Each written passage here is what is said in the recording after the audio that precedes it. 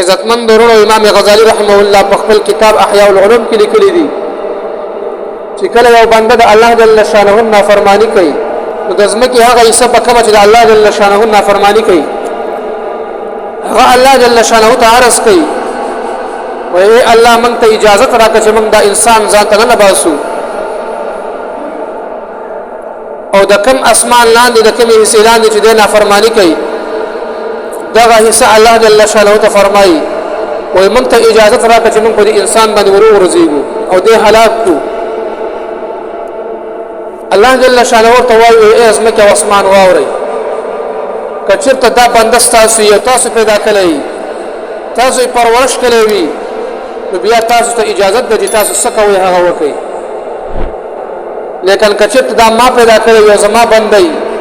نو بیا زه پوه شم زما بنده پوه شه زه سره هر قسم معامله کوم او کچرته دا مسلمان بنده دا د ورځې ما ته راشه توبه وباسي نو زه به د ټول ګناهونه معاف کما مغفرت به نصیب کما او کچرته د ما ته د شپې راشي او ما ته توبه وباسي نو زه به کم د ټول ګناهونه معاف کما